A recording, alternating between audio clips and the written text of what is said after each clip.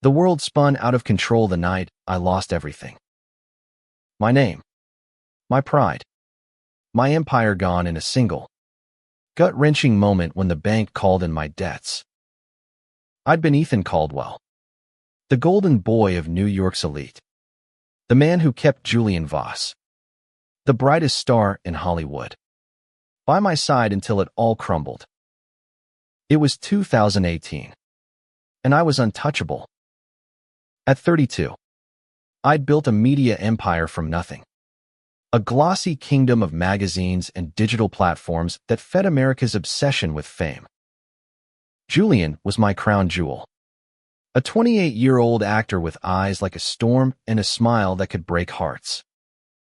We met at a charity gala, his laughter cutting through the noise of clinking glasses and shallow small talk. I was drawn to him instantly, not just his beauty, but the way he seemed to carry a secret sadness beneath his charisma. That night, we talked until dawn on a rooftop overlooking Manhattan, our breath visible in the chilly air. He told me about his small-town roots, his dreams, his fear of being consumed by fame. I promised I'd protect him. I meant it. Our relationship was a whirlwind, a secret kept from the world. In public, I was his manager, his confidant, the man who shaped his image. Behind closed doors, we were lovers, tangled in sheets and whispered promises. Julian trusted me to shield him from the vultures of Hollywood, and I thrived on being his anchor. My empire grew alongside his fame, each cover story and exclusive interview fueling my ambition. But ambition is a hungry beast, and I fed it too much. By 2020, I was over-leveraged. My company had expanded 2 fast new offices, risky investments, loans I couldn't repay. I hid it from Julian, plastering on a smile while the cracks widened. He was filming in Los Angeles when the call came. The bank was seizing everything, my penthouse, my cars, my reputation. I remember sitting in my office, the Manhattan skyline mocking me through the window, as I realized I'd lost it all. Worse, I'd betrayed Julian's trust. I'd used his name to secure deals, leveraging his fame for my own gain without telling him. The guilt was a knife in my chest. I couldn't face him, not after I'd promised to be his rock. So I ran. I left a voicemail, my voice shaking, saying I was sorry, that I'd failed him. Then I disappeared.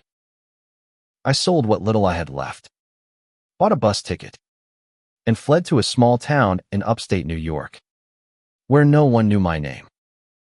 I took a job at a diner, washing dishes, living in a rundown apartment above a laundromat. The smell of bleach and grease became my world. I thought I could outrun the shame, but it followed me, heavy as a shadow. For 2 years, I kept my head down. I avoided the internet, terrified of seeing Julian's face on some tabloid, his life moving on without me. I missed him every day, the way he'd hum off-key in the shower, the way his hand fit perfectly in mine. But I'd burned that bridge. Or so I thought. One rainy evening in 2022, I was wiping down tables at the diner when the bell above the door chimed. I didn't look up. I was used to the regulars, truckers and locals who barely noticed me. But the air shifted, like the world held its breath. I glanced up, and there he was, Julian Voss, standing in the doorway, rain dripping from his jacket. His eyes found mine, and for a moment, time stopped. He wasn't the polished star from the red carpet. He looked tired, raw, human. And he was looking at me like I was the only thing that mattered. "Ethan," he said, his voice low, steady, but laced with something that made my heart ache. "You're a hard man to find." I froze, the rag in my hand forgotten. My throat tightened, words failing me. He stepped closer, and I saw the hurt in his eyes, mixed with something softer, something that scared me more than his anger ever could. "Why did you run?" he asked, his voice breaking. "Why didn't you let me help you?" I wanted to tell him everything, how I'd been too proud, too ashamed, too broken to face him. But all I could manage was, "I didn't deserve you." He shook his head, rain-soaked hair falling into his eyes. "You don't get to decide that for me." That night, we sat in the empty diner, the rain pounding outside, and talked. He told me how he'd searched for me, how my disappearance had gutted him. He'd canceled a movie role, unable to focus, haunted by my voicemail. I told him about the bankruptcy, the deals I'd made behind his back, the shame that drove me away. He listened, his hand resting on the table, inches from mine. When I finished, he reached across and took my hand, his touch warm and steady. "You think I loved you for your empire," he said, his voice fierce. "I loved you for you, Ethan. The man who saw me when everyone else saw a star." His words broke something in me, a dam I'd built to keep the pain at bay. I wanted to believe him, but fear whispered that I'd hurt him again. "I'm not that man anymore," I said. "I'm nobody now." He leaned closer, his breath warm against my cheek. "You're still you, and I'm not letting you run again." We stayed there until the rain stopped, the diner's neon sign casting a soft glow over us. For the first time in years, I felt a flicker of hope, fragile but real. Julian didn't promise to fix me, and I didn't promise to be perfect. But we promised to try together. Julian stayed in town for a week, renting a room at the only motel on Main Street. Every night, he came to the diner after my shift, and we'd walk through the quiet streets, talking about everything and nothing. The town was small, forgotten by the world, but with Julian there, it felt like the center of the universe. He didn't push me to leave, didn't talk about his life in Hollywood or the fame that still clung to him. Instead, he asked about my days, my dreams, the man I'd become in exile. It was like he was rediscovering me, piece by piece, and I was terrified he'd see how little was left. One night, we sat on a bench by the town's only park, the stars bright above us. He told me about the past 2 years, how the tabloids had spun stories about my disappearance, calling me a fraud, a con man who'd used him and run. He'd fought back, refusing interviews, shielding what little truth he knew. I didn't care what they said, he murmured, his shoulder brushing mine. "I just wanted you back." His words stirred something in me, a mix of gratitude and guilt.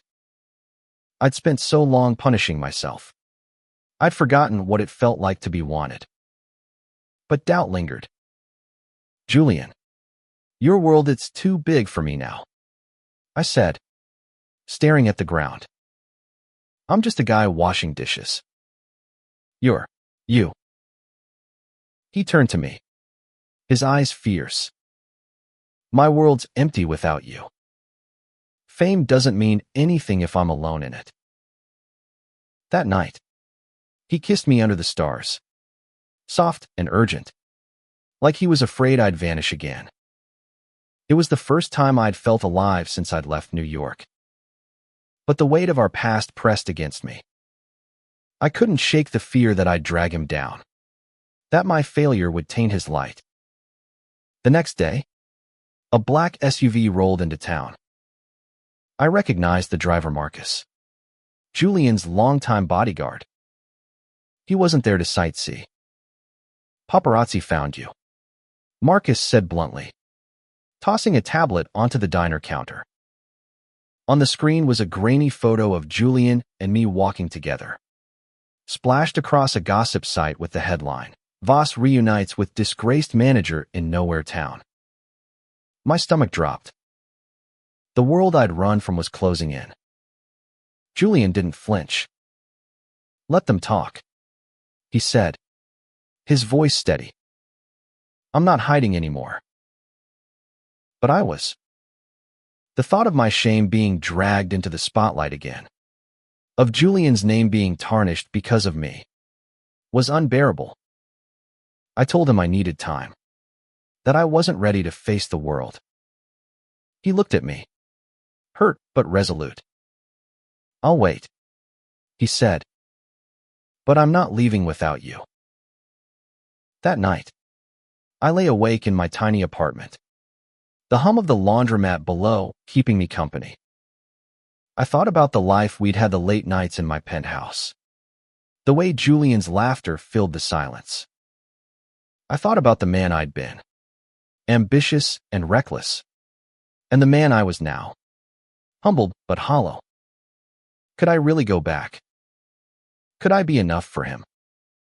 The next morning, I found Julian at the diner, sipping coffee like he belonged there. He looked up, his smile soft but guarded. You're thinking too much, he said, reading me like always. Just tell me what you want. I want you, I said, the words spilling out before I could stop them. But I'm scared I'll ruin you again. He stood, closing the distance between us. You didn't ruin me, Ethan. You made me feel real. And I'm not giving that up. His words were a lifeline, but the world outside was relentless. By noon, more SUVs had arrived, cameras flashing through the diner's windows. The locals, usually indifferent, started whispering. I felt trapped, my past and present colliding in a way I couldn't control. Julian took my hand, his grip firm. We face this together. Or not at all, he said. I nodded, my heart pounding. For the first time, I didn't want to run. But the fear was still there, sharp and cold. What would the world say when they saw us together again? And could I handle it if they tore us apart? The paparazzi descended like a storm, their cameras a wall of flashing lights outside the diner. Julian and I slipped out the back, Marcus leading us to the SUV. We drove to his motel, the silence between us heavy with unspoken questions. I wanted to believe we could face this, but the weight of my past failures pressed against me. Julian reached for my hand, his touch grounding me. We'll figure it out, he said, his voice a quiet promise. The next day, the headlines were brutal. They called me a gold digger, a failure who'd latched onto Julian's star to claw my way back. They dug up old photos, my face smug and confident beside Julian's, and juxtaposed them with grainy shots of me wiping tables. The internet was merciless, but Julian was unfazed. He posted a single photo on his social media, candid shot of us laughing in the diner, with the caption, "Found what matters." The post went viral, fans flooding the comments with support. But the haters were louder, their words cutting deeper than I'd expected. We stayed in the motel, avoiding the chaos. Julian told me about his life since I'd left, how he'd struggled with the pressure of fame, how my absence had left a hole no role could fill. I kept going because I hoped I'd find you, he said, his voice raw. I didn't care about the money or the spotlight. I cared about us. His honesty broke me open. I told him about the nights I'd cried myself to sleep, the days I'd spent hating myself for failing him. He listened, his hand never leaving mine. When I finished, He pulled me close, his forehead against mine. "We're not perfect," he whispered, "but we're real. And that's enough." But the world wasn't done with us. A week later, a major talk show invited Julian for an exclusive interview. They wanted our story. I panicked, imagining the questions, the judgment. "You don't have to do this," I told him. "You don't owe them anything." He looked at me, his eyes steady. "I'm not doing it for them. I'm doing it for us." Against my better judgment, I agreed. We flew to New York, the city I'd fled, and stepped into the studio under blinding lights. The host was kind but relentless, probing into my bankruptcy, my disappearance, our relationship. Julian took the lead, his voice calm but firm. "Ethan didn't use me," he said, his hand finding mine on live television. "He loved me. And when he fell, I fell with him. I'm here because I choose him then, now, and always." The audience gasped, then cheered. My heart raced, tears burning my eyes. I'd spent years hiding, convinced I was unworthy. But Julian's words were a beacon. For the first time, I saw a future where I didn't have to run. The interview changed everything. The public's response was mixed. Some called us brave, others cruel, but the support outweighed the hate. Fans sent letters, shared their own stories of love and loss.